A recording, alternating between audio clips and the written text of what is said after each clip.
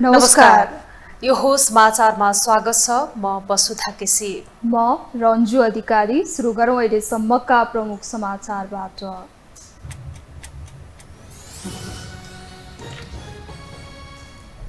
सुभाष नेमुवाङको अन्तिम संस्कार राजकीय सम्मानसहित बिहिबार हुने। प्रधानमन्त्री सहित शीर्ष नेताले दिए अन्तिम श्रद्धाञ्जली। एमाले 3 दिन पार्टीको झण्डा आधा झुकाउने।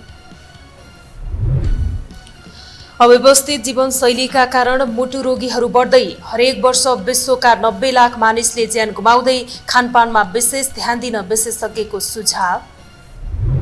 सहकारी क्षेत्र सुधार सुझाव कार्यदलले प्रधानमन्त्रीलाई बुझाए प्रतिवेदन। सम्पत्ति जफत गरेरै भए पनि बचत फिर्ता गर्न सुझाव। सहकारी पदाधिकारीको राहदानी समेत रोक्नुपर्ने तर्क। पूर्वी लिबियामा आएको भीषण बाढीले 2000 भन्दा बढीको मृत्यु। मृतकको सम्झनामा 3 दिने शोक घोषणा। अन्तर्राष्ट्रिय सहायताको आह्वान। र बहराइनले नाम फिर्ता लिएसँगै एसियाली खेलकुद अन्तर्गत पुरुष क्रिकेटको खेल तालिका परिवर्तन। नेपालको समूह चरणको प्रतिद्वन्दी मालदिप्स र मङ्गोलिया।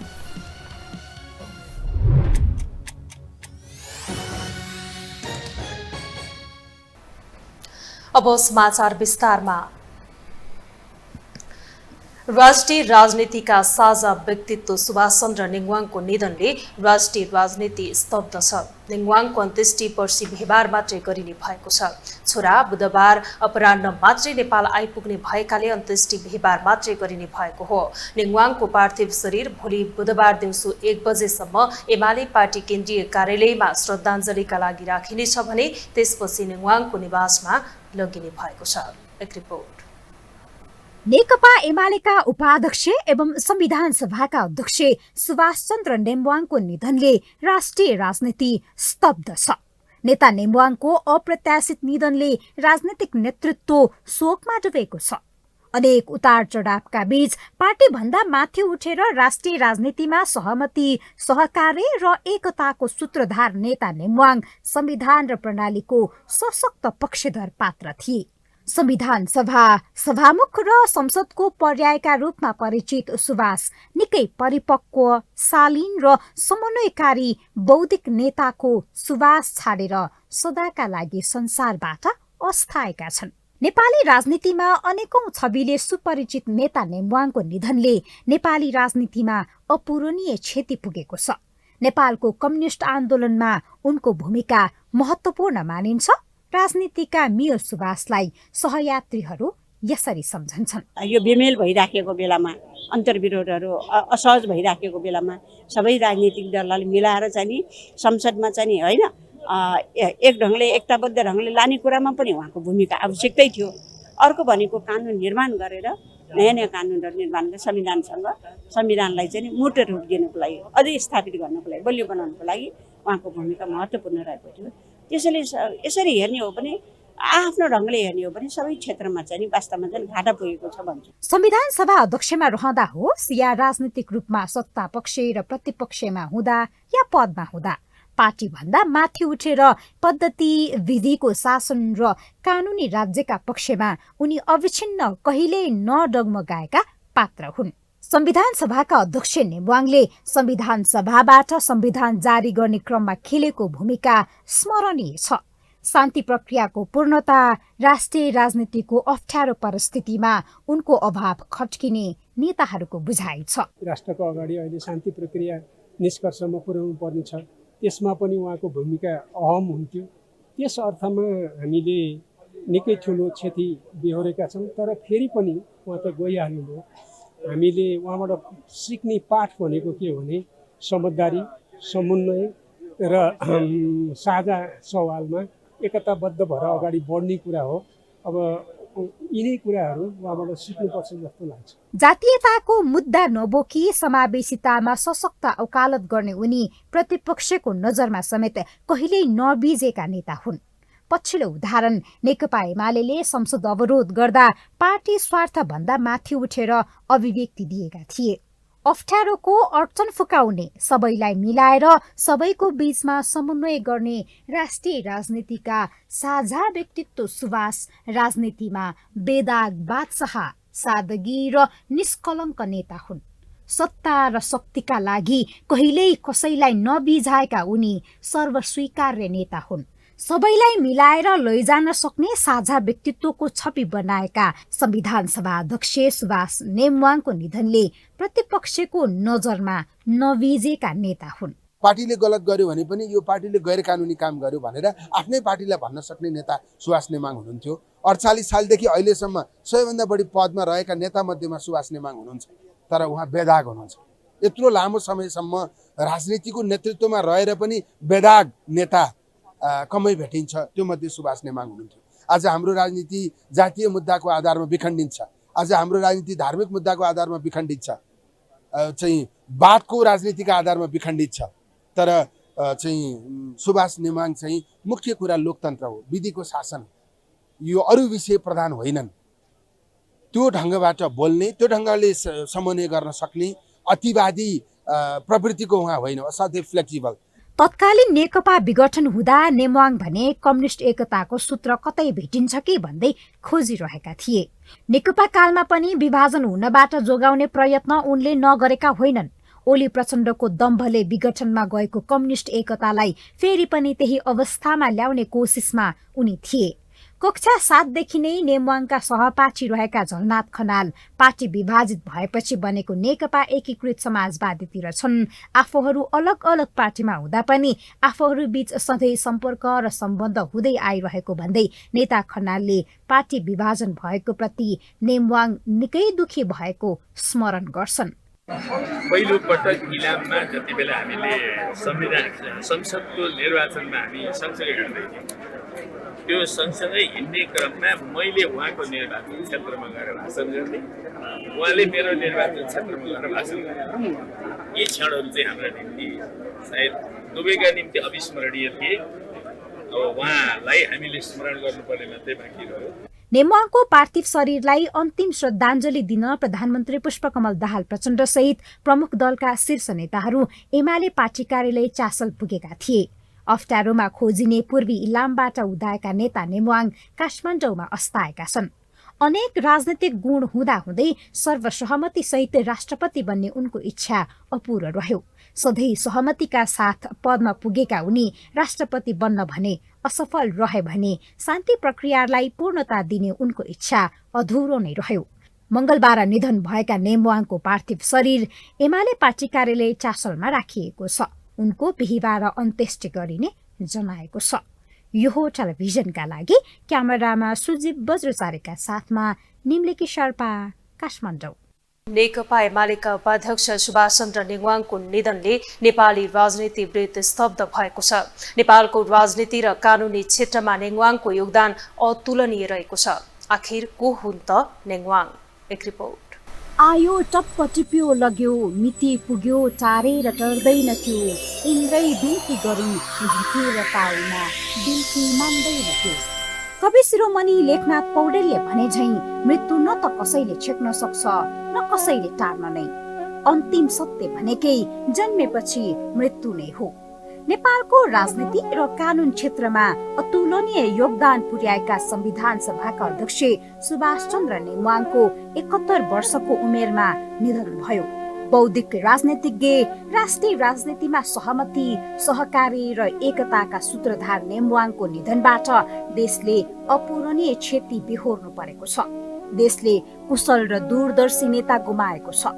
राजनीतिमा सत्ता स्वार्थ हावी भएको बेला नेमवाङले दलका नेताहरूलाई विवेकको राजनीतिमा प्रेरित गरिरहन्थे।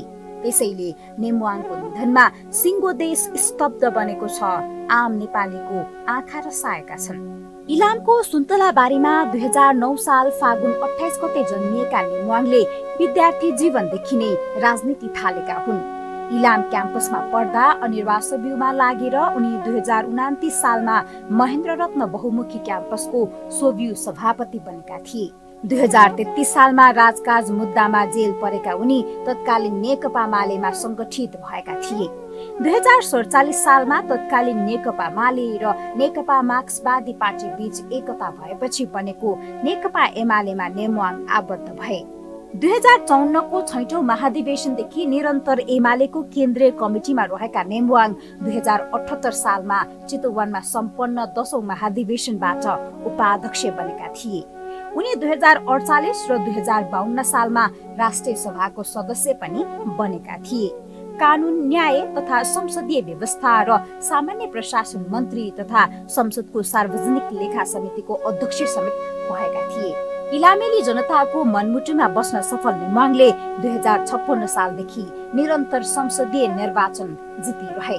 उनी 2064 सालको संविधान सभा निर्वाचन र 2070 को दोस्रो संविधान सभा निर्वाचनमा इलाम 2 बाट निर्वाचित भएका थिए।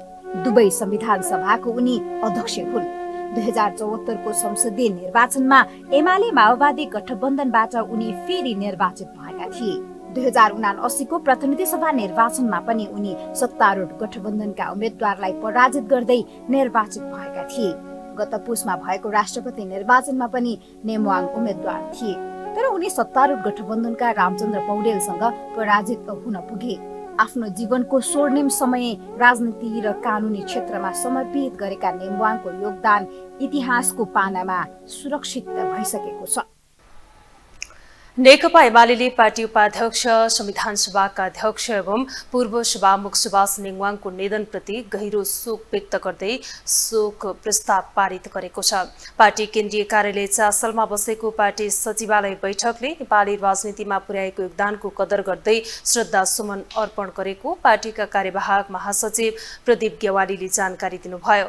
एमाले नेङवाङको निधनलाई 3 दिन पार्टीको देशभरका सबै कार्यालयमा झण्डा आधा झुकाउने, पार्टी केन्द्रीय कार्यालय, प्रदेश कार्यालय, जिल्ला कार्यालय र उहाँको निर्वाचन क्षेत्र इलाममा पनि शोक पुस्तिका राख्ने निर्णय गरेको पनि छ। त्यसैगरी पार्टीका सबै जनसंगठनको औपचारिक कार्यक्रम समेत 3 दिनसम्म स्थगित गर्ने निर्णय सचिवालय बैठकले गरेको छ। एमाले उहाँको सम्झनामा आगामी असोज 2 गते विशेष श्रद्धाञ्जली कार्यक्रम पनि आयोजना गर्ने भएको छ। एमाले पार्टीका उपाध्यक्ष नेङवाङलाई सर्वाधिक लोकप्रिय, सरल, मृदुभाषी, कुशल समन्वयकारी नेताको रूपमा चित्रण समेत गरेको छ। एकदम शोकको घडीमा डुबिरहेको बेला हामीले यो बैठक आयोजना गरेका छौँ। यो बैठकमा उहाँप्रति बैठकले हार्दिक श्रद्धा सुमन अर्पण गरेको छ र उहाँको योगदानको मूल्याङ्कन गर्दै एउटा विशेष शोक प्रस्ताव पारित गरेको छ।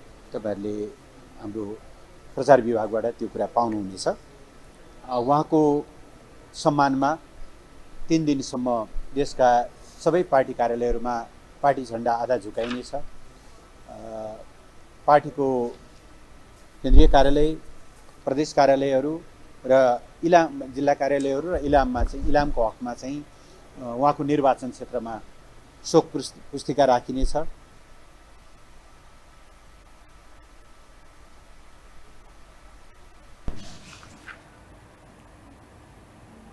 अब बाँकी समाचार। संविधान सभा अध्यक्ष सुभाष चन्द्र नेमवाङको राजकीय सम्मानका साथ अन्त्येष्टि गरिने भएको छ। प्रधानमन्त्री कार्यालय सिंहदरबारमा बसेको मन्त्री परिषदको आकस्मिक बैठकले राजकीय सम्मानको निर्णय गरेको संस्कृति, पर्यटन तथा नागरिक उड्डयन मन्त्री सुदन किरातीले जानकारी दिनुभयो। संविधान निर्माणको प्रक्रियामा उहाँले खेल्नुभएको उच्च भूमिकाको सम्मान गर्दै राष्ट्रिय सम्मान दिने, राजकीय सम्मान दिने गरेको चाहिँ निर्णय भयो र उहाँको जुन दिन तपाईँको चाहिँ अन्त्येष्टि गर्ने हो त्यही दिन सरकारी बिदा गर्ने भन्ने भएको छ। नेमवाङको अन्त्येष्टिका दिन सार्वजनिक बिदा दिने निर्णय पनि मन्त्री परिषद बैठकले गरेको छ। नेमवाङको निधनपछि प्रधानमन्त्री पुष्पकमल दाहाल प्रचण्डले मन्त्री परिषदको आकस्मिक बैठक बोलाउनु भएको थियो। संविधान सभाका अध्यक्ष एवं नेकपा एमालेका उपाध्यक्ष सुभाष चन्द्र नेमवाङको निधनका कारण भोलि बुधबार दिउँसो 1 बजेका लागि राखिएको प्रतिनिधि सभाको बैठक स्थगित भएको छ। संसद सचिवालयका महासचिव डाक्टर भरतराज गौतमले सूचना जारी गर्दै स्थगित भएको बैठक सभामुखले नेमवाङ प्रति शोक प्रस्ताव पारितको प्रयोजनका लागि पर्सि बिहिबार दिउँसो 3 बजे तोकेको जानकारी दिनुभयो। आजका लागि निर्धारण भएको प्रतिनिधि सभाको संसदीय सुनवाई समिति र प्रत्यायोजित व्यवस्थापन तथा सरकारी आश्वासन समितिको बैठक पनि स्थगित भएको छ। संसारभर हृदयघातबाट वर्षेनी 90 लाख मानिसको ज्यान जाने गरेको तथ्याङ्क छ। अव्यवस्थित जीवनशैलीकै कारण 75% मुटुरोग र 90% हृदयघात सम्बन्धी मुटुरोग लाग्ने हुँदा यो रोगले दिनदिनै भयावह रूप लिँदै गइरहेको छ। एक रिपोर्ट। आइतबारसम्म सामान्य जीवनशैली बिताइरहेका पूर्व सभामुख तथा नेकपा एमालेका उपाध्यक्ष सुभाष चन्द्र नेवाङको भौतिक शरीरले मङ्गलबार बिहानदेखि सदाका लागि यो संसारबाट विश्राम लिएको छ। एकाएक धुवाँसरी फैलिएको नेवाङको निधनको खबर हर कोहीलाई अपत्यारिलो लागे पनि अस्पतालले उनको मृत्यु हृदयघातबाट भएको पुष्टि गरेको हो। पछिल्लो समय हृदयघातका कारण मृत्यु हुनेको संख्या वात्तै बढेको छ। हृदयघात सुन्दा जति सामान्य लाग्छ, यसबाट मृत्यु हुनेको तथ्याङ्क हेर्दा र सुन्दा त्यति नै डर लाग्दो छ। संसारभर हृदयघातबाट वर्षेनी 90 लाख मानिसको ज्यान जाने गरेको छ। 6 वर्ष अघि प्रधानमन्त्री पुष्पकमल दाहाल प्रचण्डले पनि आफ्ना पुत्र प्रकाश दाहाललाई हृदयघातकै कारण गुमाउनु परेको थियो। त्यस्तै माओवादी नेता पोष्टबहादुर बोगटीलाई पनि यही रोगले लगेको थियो। मुटुको रक्तनलीमा अचानक अवरोध आएर मुटुको मांसपेशीमा हुने रक्त सञ्चारको कमीले हृदयघात हुने गर्छ। जब मुटुको धमनीमा विभिन्न बोसोजन्य पदार्थ जम्मा भई धमनीहरू साँघुरो हुन्छ, तब मुटु स्वयंले अक्सिजन, ग्लुकोज जस्ता अन्य खनिज पदार्थ प्राप्त गर्न सक्दैन र मुटु कमजोर भई हृदयघात हुने चिकित्सकहरू बताउँछन्। हृदयघात भएको बेलामा छातीको बीच भागमा दुख्ने, भारी हुने, श्वास फेर्न गाह्रो हुने, मुटुको धड्कन बढी भएको अनुभव हुने, धेरै पसिना लाग्ने, रिगन्टा लाग्ने हुने गर्छ। कसैलाई पेटको माथिल्लो भाग दुख्ने, बेहोस हुने, शरीरको कुनै भाग चलाउन गाह्रो हुने जस्ता लक्षणहरू पनि देखिन सक्छ। हार्ट अट्याकको प्रमुख लक्षण भन्दाखेरि छातीको बीच भागमा ठुलो एरियामा छाती पोल्नु, दुख्नु, दबाव जस्तो अनुभव हुनु या कसैले थिचेको जस्तो अनुभव गर्नु, यो अचानक सुरु हुन्छ र यो दुखाइ या यो जुन डिस्कम्फोर्ट छ, कहिलेकाहीँ पेटको माथिल्लो भागमा भन्नाले ग्यास्ट्रिकको रिजनमा, कहिलेकाहीँ घाँटीको रिजनमा र कहिलेकाहीँ देब्रे हाततिर, रेयरली यो दाहिने हाततिर पनि सर्ने, दुईटै यो कुमतिर पनि यसको प्रभाव हुन सक्ने, घाँटीतिर दाँतहरू पनि दुख्ने। हृदयघात नसर्ने रोग हो, तर नेपालमा 71% मृत्यु यस्तै नसर्ने रोगबाट हुने गर्छ। धनी, गरिब, बालक, युवा, वृद्ध कुनै वर्ग वा उमेर समूह नचिने यसबाट कोही जोखिम मुक्त छैन। तर लैङ्गिकतामा भने यसले केही फरक पार्छ। महिलाको तुलनामा पुरुष हृदय रोगको उच्च जोखिममा हुने गर्छ, तर महिलालाई हुँदै नहुने भने होइन। उच्च रक्तचाप, मधुमेह, चुरोट सेवन, मोटोपन, शारीरिक व्यायामको कमी, उच्च कोलेस्ट्रोल, अत्याधिक तनाव तथा नकारात्मक सोच, बढ्दो उमेर, पारिवारिक कारण जस्ता समस्याले यसको जोखिम बढी हुने गर्छ। पोलिसी लेभलमा हामीले मेजर कुरा चाहिँ स्ट्यान्ड लिनुपर्ने छ।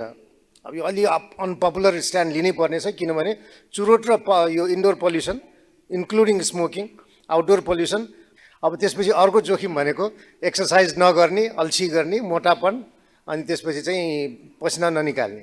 You have to stick to the basic rules. त्यो चाहिँ गरिएन भने स्वास्थ्य कायम हुँदैन। त्यसपछि अर्ली डिटेक्सनमा काम गर्नुपर्ने छ। सुगर छ भने पहिले पत्ता लगाउने र कन्ट्रोल गर्ने, प्रेसर चाहिँ छ कि छैन हेर्ने, उमेर पुगेको मान्छेले हेर्नु पर्यो। अव्यवस्थित जीवनशैलीकै कारण 75% मुटु रोग र 90% हृदयघात सम्बन्धी मुटु रोग लाग्ने कुरा विभिन्न अनुसन्धानबाट प्रमाणित भइसकेको छ। मानव र प्रकृति बीचको बढ्दो दूरी, वातावरणीय प्रदूषण, मानसिक तनाव, अल्छीपना जस्ता जीवनशैलीको उचित व्यवस्थापन गर्न नसक्नुले हृदयघातका बिरामी बढाउँदै लगेको छ। त्यसैले जीवनशैली परिवर्तन गरेर हृदय रोग र हृदयघातको जोखिमलाई कम गर्न सकिन्छ। मुटु रोगबाट बच्न खानामा पनि विशेष ध्यान दिन जरुरी छ। रेसा र चोखरयुक्त खाद्यान्नहरूको समायोजन गर्दै सलाद, हरिया सागसब्जी जस्ता खानालाई प्राथमिकतामा राख्नुपर्छ।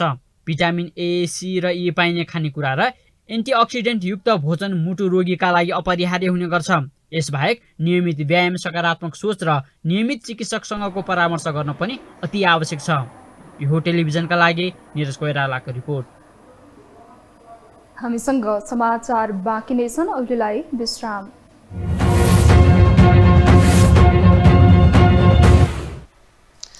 विश्रामपछि स्वागत छ। अब बाँकी समाचार। ठूला भ्रष्टाचार प्रकरणको फाइल खोलेरै चम्किएका प्रचण्ड नेतृत्वको गठबन्धन सरकार बिस्तारै सुस्ताउन थालेको छ। भ्रष्टाचार प्रकरणको अनुसन्धान ओझेल उन्मुख छ। सरकारको सुशासन अभियान सत्ता बार्गेनिङ अस्त्रको आरोप व्यवहार प्रमाणित हुँदै गएको छ। एक रिपोर्ट। ललिता निवास जग्गा हिनामिना प्रकरणमा 400 भन्दा बढीको पक्राउ अनुमति लिए पनि सीआईबीले 18 जना पक्राउ गरे। पक्राउ परेकाहरू सबै जिल्ला अदालत काठमाडौँको आदेशमा आइतबार धरौटीमा रिहाई भए। यसअघि नै पूर्व प्रधानमन्त्री द्वय माधव कुमार नेपाल र बाबुराम भट्टराईलाई साक्षीमा राखेको सरकारले आरोपितहरूलाई धरौटीमा रिहाई गरेपछि ललिता निवास जग्गा हिनामिना प्रकरणको अनुसन्धानमा थप संशय बढेको छ। ललिता निवास जग्गा प्रकरणका आरोपीहरू रिहाई भए लगत्तै सुनको अनुसन्धान विरुद्ध भन्सारका कर्मचारीहरू सङ्घर्षमै उत्रिएका छन्। 60 किलो सुन बरामदको घटनापछि विभिन्न निकायबाट गरिएका अनुसन्धान तथा छानबिनको बहानामा आफूहरूलाई बिना कारण दुःख दिने काम भएको भन्दै भन्सारका कर्मचारीहरू सङ्घर्षमा उत्रिएका हुन्। सुशासन शर्त बनाएको सरकार र सरकारका गृहमन्त्री नारायण काजी निरीह बन्ने सिवाय केही गर्न सकेको छैन। सुशासनको अभ्यास अगाडि नबढोस्, यसले विराम लियोस् र फेरि तैचुप मैचुप होस्, जस्तो पहिला छ त्यस्तै यथास्थिति कायम होस्, पद मात्रै खाएर बसिरहोस् भनेर नयाँ प्रकारका षड्यन्त्रहरू तिग्रमहरू देखा पर्न थालेका छन्। नक्कली भुटानी शरणार्थी प्रकरणमा पूर्व उप प्रधानमन्त्री टोप बहादुर रायमाझी, पूर्व गृहमन्त्री बालकृष्ण खाँड जस्ता प्रभावशाली नेताहरूलाई नै प्रहरी हिरासतमा हुलिएपछि हौसिएको सरकार पछिल्लो समय यसको अनुसन्धानमा सुस्ताएको छ। नक्कली भुटानी शरणार्थी प्रकरणको अनुसन्धानमा संलग्न प्रहरी अधिकारीहरूको सरुवापछि आशंका बढेको अनुसन्धान अहिले अलपत्र पर्ने डर बढेको छ। चौतर्फी दबावका बावजुद ठूला भ्रष्टाचार प्रकरणको फाइल खोल्दै ठूला नेतादेखि नेताका छोराहरू समेत पक्राउ गर्दै सुशासनमा चम्केको प्रचण्ड सरकारलाई आफ्नै सुशासनको नारा भारी पर्न थालेको छ। निष्पक्ष अनुसन्धान र कारबाही भन्दा पूर्वाग्रही भएको आरोप खेप्दै आएको सरकार आफ्नो एकपछि अर्को कदममा चुक्दा र नयाँ फाइलहरू खोल्ने अठोटमा असफल बन्दा अहिले प्रतिपक्षको खिसी टिउरीमा पर्न थालेको छ। सरकार आफैले यस्ता कुराहरूलाई प्रोत्साहित गरिराखेको छ, बढाइराखेको छ, मार्छु भनिराखेको छ, सपरिवार मार्छु भनेको छ। त्यस्ता मान्छेहरूलाई नियन्त्रणमा लिन्न। खुकुरी हान्छु भनेको थियो, लात्ती हान्छु भनेर यति खुट्टा उचालेको थियो, अनेक गरेको थियो त उसले। मान्छेहरूको नाम लिएको थियो, मान्छेहरूको नाम लिइकन काट्छु भन्दाखेरि सरकार कानमा तेल हालेर बसेको थियो। प्रधानमन्त्री पुष्पकमल दाहाल प्रचण्डले अघि सारेको भ्रष्टाचार विरुद्धको शून्य सहनशीलता र सुशासन अभियान हात्ती आयो फुस्स साबित भएको छ। भ्रष्टाचारका अन्य फाइल खुल्छन् यो राजनीतिक स्टन्ट होइन, बरु सरकार छोडिन्छ तर भ्रष्टाचार र सुशासनको अभियान छोडिन्न जस्ता अभिव्यक्तिले प्रचण्डलाई नै गिज्याउन थालेको छ। सत्ताको लोभमा प्रधानमन्त्री प्रचण्डले भ्रष्टाचार विरुद्धको अभियानलाई तिलाञ्जली दिएको विश्लेषण जारी छ। अब यो कहाँ पुर्याउँछन् हेरौँ। यो हल्लानाट अब हल्ला मात्रै गर्ने अनि यसैमा सिद्धिने भने नेपाली समाज झन् दुखी हुन्छ। यसले चाहिँ भयङ्कर नराम्रो चाहिँ मनोभाव सिर्जना गर्छ क्या मान्छेमा, सरकारप्रति व्यवस्थाप्रति झनै वितृष्णा, नाटक हो सारा दुनियाँ भन्ने बनाइदिन्छ। तर यसो अब अरू कुरालाई छोडेर तपाईँले भन्न त्यही खोज्या होला। मैले चाहिँ अहिलेसम्म सरकारले नगरेको कुरा गर्न खोजे जस्तो देखिन्छ। हेरौँ कहाँ पुग्छ। संसदको सबैभन्दा ठूलो दल नेपाली कांग्रेसको 8 भरोसामा सत्ताको ताला चाबी हत्याएका प्रधानमन्त्री प्रचण्ड सत्तारूढ दलहरूकै निशानामा पर्दै आएको छ।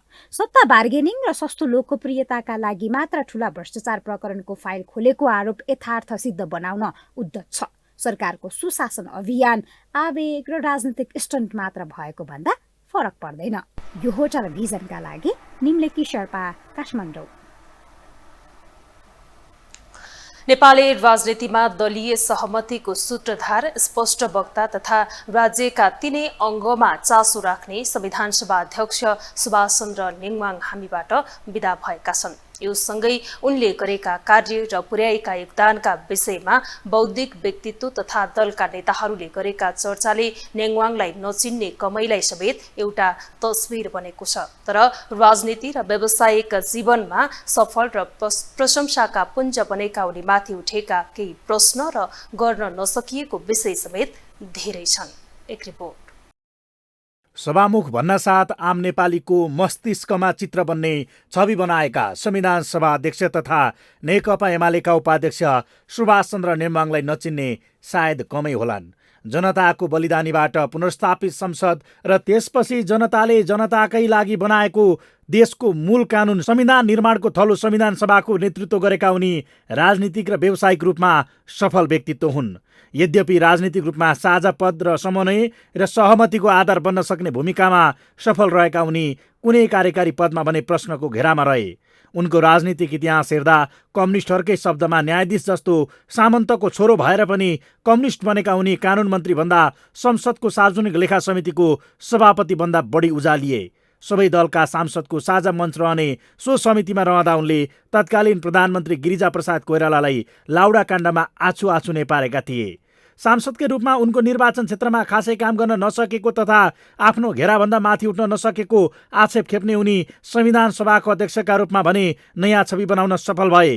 देशमा पहिलो शक्ति भएको ध्वासमा रहेको र राज्य सत्ता नै कब्जा गर्छु भन्ने माओवादीको अवस्थामा सुरु भएर त्यही शक्ति तेस्रो भएको तथा सेना समायोजनदेखि द्वन्द्वकालीन कतिपय मुद्दालाई किनारा लगाउन सहयोग गर्ने भन्दै देशमा विदेशी शक्तिको हालिमुहाली भएको अवस्थामा संविधान सभाबाट संविधान जारी गर्न उनी सफल भए, जसका लागि उनको कार्यपालिका, व्यवस्थापिका र न्यायपालिका सबैमा दखल राख्न सक्ने क्षमता र दलीय सहमतिका नाममा बोल्ने भन्दा सुन्ने तर निर्णायक कदम चाल्न सक्ने व्यक्तित्वले भूमिका खेलेको थियो। यद्यपि यही संविधानमा प्रश्न उठाउने र यसले संस्थागत गरेको व्यवस्थाका मुख्य आधार मानिएकै विषयमा भने अहिले चर्को प्रश्न उठेको छ। यद्यपि यही संविधानमा प्रश्न उठाउनेहरू पनि छन् भने यसले संस्थागत गरेको व्यवस्थाका मुख्य आधार मानिएकै विषयमा अहिले चर्को प्रश्न उठेका छन्, जहाँ जीवनको उत्तरार्धमा यही छविसँग जोडेर तत्कालीन प्रधानमन्त्री केपी शर्मा ओलीले संसद विघटन गर्दा मौन बसेको तथा धर्मनिरपेक्षता संविधानमा घुसाएको आरोप लाग्दा उनी संविधान दिएकोमा गौरव महसुस गर्दै यसैको जवाब दिन बाध्य थिए। जसले ममाथि यस्तो आरोप लगाइरहेका छन् यिनीहरू, म त कम्युनिस्ट भए, एमालेको इमान्दार कार्यकर्ता, मलाई त स्वर्ग नर्कमा विश्वास छैन, तर यी साथीहरू त विश्वास गर्छन् होला।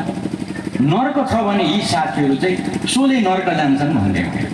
हुन त उनीमाथि कुशल संगठनकर्ता भन्दा ओलीकै वरिपरि घुमेर पद पाउने गरेको आक्षेप पनि छ। शिष्ट र नम्र बोले पनि आफ्ना विरुद्धका लागि घुमाउन सक्ने आक्षेप खेपेका उनलाई संविधान सभाको अध्यक्ष भइसकेपछि खाली भएको समयमा पुनः वकालतमा लालायित बनेको अर्को आक्षेप पनि छ। त्यस्तै जनजातिकै छोरो भएर जनजातिकै लागि बोल्न नसकेको पहिचानवादीहरूको आरोप उनले खेप्दा दलीय राजनीतिभन्दा माथि उठ्न नसकेर सर्वमान्य हुन सक्ने अवसर गुमाएको टिप्पणी गर्नेहरू पनि छन्। त्यसैको उपज अन्तिम समयसम्म पनि चुनाव लड्न नछाडेको तथा जीवनभर जितको साँची बनेका र दलीय सहमतिको सूत्रधार भएर पनि उनले आफ्ना लागि सबैभन्दा उपयुक्त हुने पद राष्ट्रपतिमा हार बेहोरेको टिप्पणीकर्ताहरूको तर्क छ। यसको अर्थ उनको राजनीतिक उत्सर्ग संविधान सभा अध्यक्ष भए पनि त्यसले परिणाम दिने बेलामा उनी राजनीतिक रूपमै कमजोर मात्र नभई आलोचनाको तारो समेत बनेको एकाथरीको बुझाइ छ। फलत अन्तर्मुखी स्वभावका उनलाई पछिल्लो समय यसले समेत पिरोलेको हुन सक्ने उनका नजिककाहरूले बताउँदा उनलाई नजिकबाटै चिनेका अधिवक्ता बाबुराम दाहाल केही प्रश्नका कसीमा उनको व्यक्तित्व नाप्न नहुने तर्क गर्छन्। केही कुराहरू लिएर जुन सुभाष नेमाङलाई गाली गरिन्छ र उहाँलाई चाहिँ नि भित्र जाँदा पनि विभिन्न खालका कुराहरू फेसबुकमा केमा मैले लेखेको देख्छु कि तपाईँ त्यो जो लेख्दै हुनुहुन्छ साथीहरू, तपाईँहरूले अर्को पोजिटिभ पाटो पनि हेर्नुहोस्। यदि सुभाष नेमाङ नभएको थियो भने के हुन्थ्यो होला, होइन? यत्रो ठुलो क्रान्ति भएर यत्रो ठुलो दिनदिनै 300-400 मान्छे मरेर आज हामी यो अवस्थामा आयौँ र संविधान सभाले संविधान बनाएदेखि देश बनाउन बाँकी नै छ, होइन? त्यो पोजिटिभ पाटोलाई तपाईँले हेरेर मात्रै कमेन्ट गर्नुहोस्। नेगेटिभिजम जति पनि खोज्दा भेटिन्छ, जसको पनि भेटिन्छ, भगवानहरूको पनि कति भेटिन्छ कति भेटिन्छ। यद्यपि मुख्य छवि बनेको संविधान सभा अध्यक्ष बन्नुलाई नै संयोग मान्नेहरूले समेत उनले तत्कालीन आवश्यकता र उपस्थिति पुष्टि गरेको बताउँछन्। तर उनको नेतृत्वमा बनेको संविधान र त्यसलाई सफलता ठान्नेहरू नै सत्तामा पुग्दा नेम्बाङले नै दागबत्ती पाउन विदेशी छोरा पर्खनु परेको दृश्यले आम मानिसको निराशाको प्रतिनिधित्व गरिरहेको छ, जसको धेरथोर अपजस पनि उनीसम्म पुग्दा जानकार भनिएका उनको दृष्टि 10 वर्षे आकलन गर्न सक्नेसम्म थिएन त भन्नेहरू समेत छन्। तर जे होस्, अवस्था परिवर्तन नभए पनि व्यवस्था परिवर्तन भएको वर्तमान अवस्था र त्यसको आधार बनेको संविधानलाई सफलता मान्दा उनीमाथि उठेका प्रश्न कमजोर नै हुन्। नेम्बाङप्रति हार्दिक श्रद्धाञ्जली।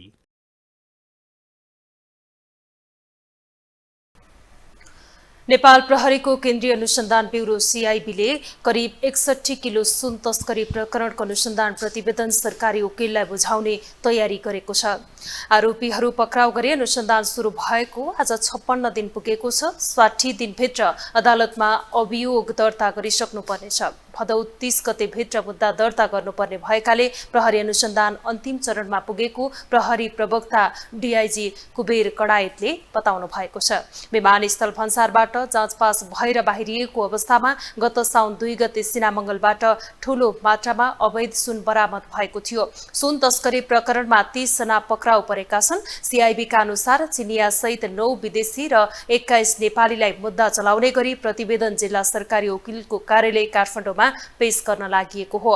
सुन प्रकरणमा पक्राउ पर्नेहरूमा चिनिया नागरिक, भन्सार कर्मचारी, भन्सार एजेन्ट, सुन व्यापारी तथा बिचौलियाहरू रहेका छन्। अहिलेसम्मको अनुसन्धानबाट चिनिया नागरिक याङ्गो पुङचे सुन प्रकरणको मुख्य योजनाकारको रूपमा देखिएका छन्।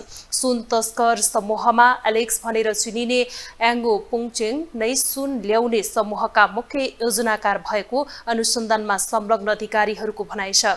नेपालका हाई प्रोफाइलसँग सम्पर्कमा रहेका दावा छिरिङ सुन तस्करीको मुख्य योजनाकार नभएको केन्द्रीय अनुसन्धान ब्युरोको अनुसन्धानको निष्कर्ष छ।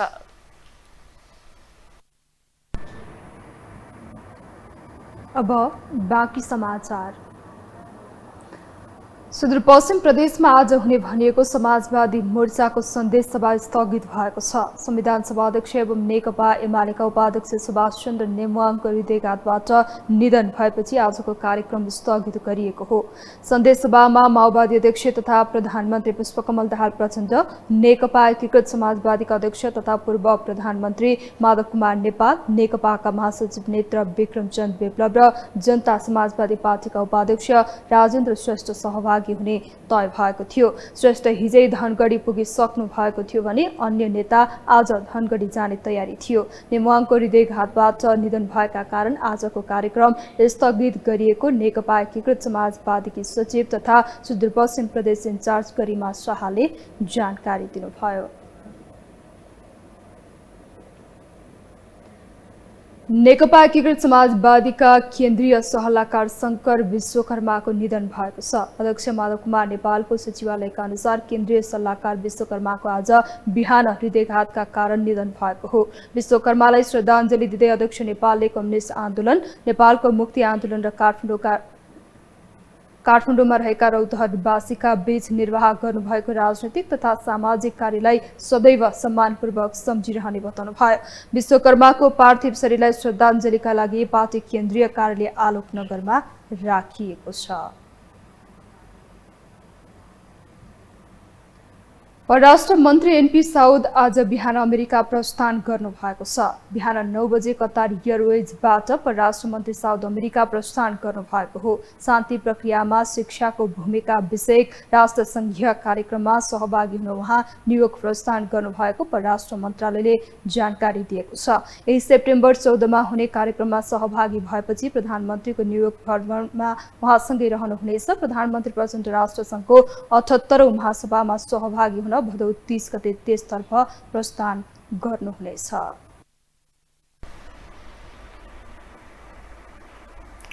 अब पालो आर्थिक समाचारको।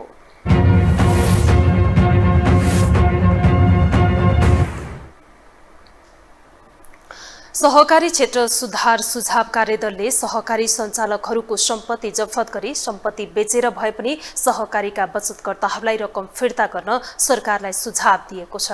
कार्यदलले प्रधानमन्त्री पुष्पकमल दाहाल प्रचण्डलाई सुझाव सहितको प्रतिवेदन बुझाउँदै संस्थाको स्थिर सम्पत्ति, अनियन्त्र भएका लगानी र सञ्चालकको सम्पत्ति समेत बेचेर पनि बचतकर्तालाई चैतभित्र रकम फिर्ता गर्नुपर्ने सुझाव दिएको हो। कार्यदलले नियामक निकाय, सहकारी संस्था, बचतकर्ता, सहकारी अभियन्ताहरूसँग छलफल गरेर प्रतिवेदन तयार गरेको हो।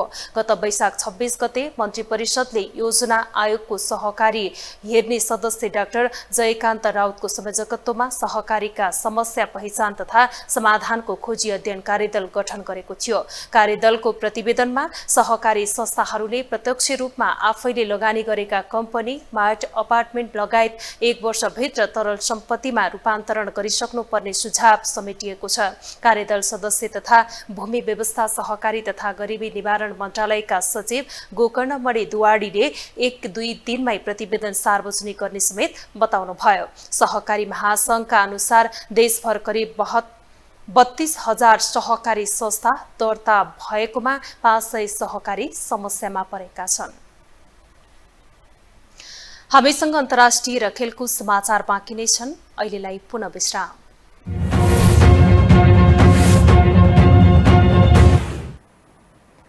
विश्रामपछि पुनः स्वागत छ। अब पालो अन्तर्राष्ट्रिय समाचारको।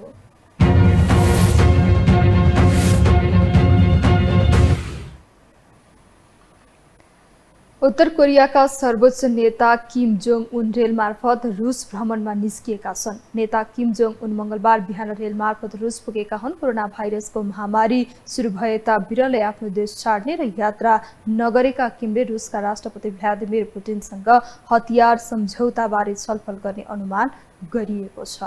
एक रिपोर्ट। कोरोना भाइरसको महामारी सुरु भएता बिरलै आफ्नो देश छोड्ने र यात्रा नगरेका उत्तर कोरियाका सर्वोच्च नेता किम जोङ उन रुस भ्रमणमा निस्किएका छन्। रुसको सुदूरपूर्वी तटमा रहेको बन्दरगाह शहर व्लादिवोस्तोकमा किम र पुटिन बीच भेट हुने भएको छ। किम जोङ उन पुरानै संस्कार अनुसार रेलबाट रुस गएका छन्। किमको हरियो रेलले उत्तर कोरियादेखि व्लादिवोस्तोकसम्म पुग्न 1000 किलोमिटर भन्दा बढीको यात्रा तय गरेको थियो।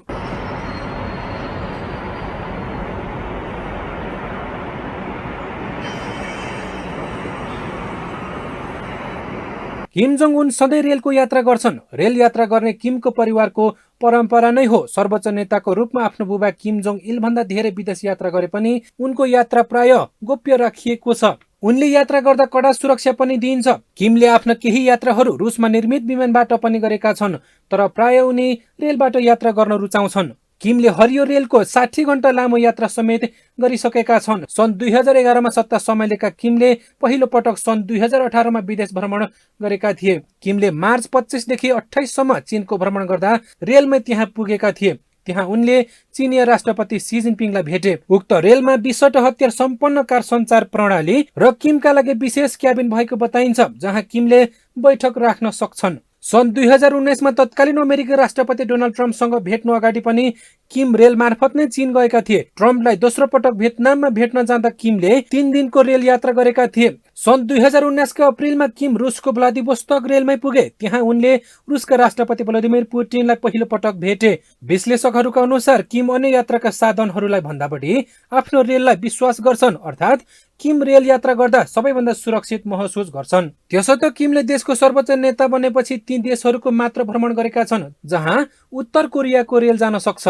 उत्तर कोरिया सुरुदेखि नै निकै गोप्य र रहस्यमय देश हो। रेलमा यात्रा गर्दा किम जोङ उनलाई जनता र सञ्चार माध्यमबाट अलग्गै पनि राख्न सकिन्छ। यो कार्यले किमबारे जानकारीहरू गोप्य रहन्छ र विदेशी मुख्य एजेन्सीहरू वा मिडियाले सजिलै अवलोकन गर्दैनन् भन्ने सुनिश्चित पनि हुन्छ। यो हो टेलिभिजनका लागि मिङमा शेर्पा, काठमाडौँ। पूर्वी लिबियामा आइतबार आएको बाढीका कारण 2000 भन्दा बढी मानिसको मृत्यु भएको छ। देशको पूर्वी क्षेत्रमा आँधीसँगै आएको बाढीले थुप्रै भौतिक संरचनामा क्षति पुर्याएको छ। आँधीले डेर्ना शहरमा 2वटा ठूला बाँध भत्काउनुका साथै संयोग भवनहरू भत्काएको छ। पूर्वी लिबियाको स्वघोषित सरकारका प्रधानमन्त्री ओसामा हमादले करिब 2000 मानिसको मृत्यु भएको साथै हजारौं मानिस हराइरहेको जानकारी दिएका छन्। स्थानीय सञ्चार माध्यमसँगको कुराकानीमा हमादले धेरै मृत्यु बन्दरगाह शहर डेर्नामा भएको बताएका छन्। त्यस्तै उपप्रधानमन्त्री अली अल गात्रानीले अन्तर्राष्ट्रिय सहायताको लागि आह्वान गरेका छन्। स्थानीय प्रशासनले मृतकको सम्झनामा 3 दिने शोक घोषणा समेत गरेको छ। अब पालो खेलकुद समाचारको।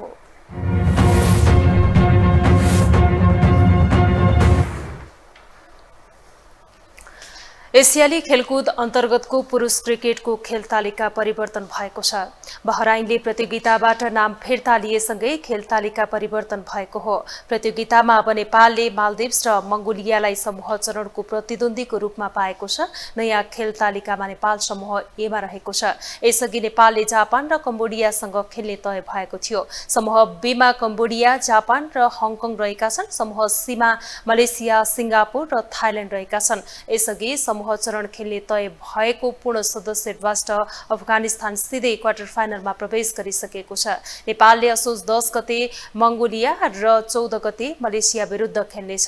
समूह चरणमा शीर्ष स्थानमा रहने टोली क्वार्टर फाइनलमा स्थान बनाउनेछन्। प्रतियोगिता अन्तर्गत असोज 16 र 17 गते क्वार्टर फाइनल, 19 गते सेमी फाइनल र असोज 20 गते फाइनल खेल हुने तालिका छ।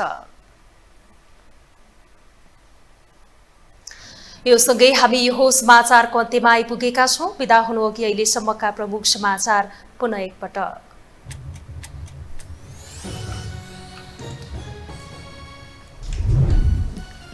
सुभाष नेङवाङको अन्तिम संस्कार राजकीय सम्मानसहित बिहिबार हुने।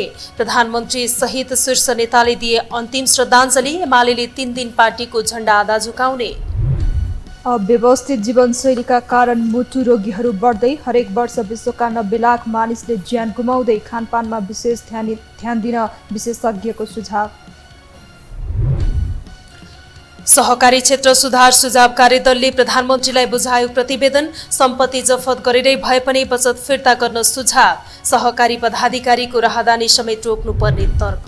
पूर्वी लिबियामा आएको भीषण बाढीले 2000 भन्दा बढीको मृत्यु। मृतकको सम्झनामा 3 दिने शोक घोषणा। अन्तर्राष्ट्रिय सहायताको आह्वान।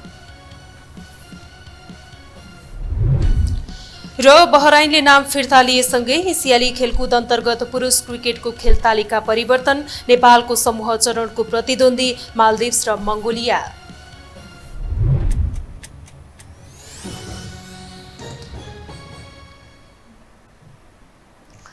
हौस् त यो समाचार सकियो। समाचार बुलेटिनका साथै यो टेलिभिजनका सम्पूर्ण कार्यक्रम यो टेलिभिजन.com, यो खबर.com, युट्युब र फेसबुकमा पनि पढ्न र हेर्न सक्नुहुनेछ।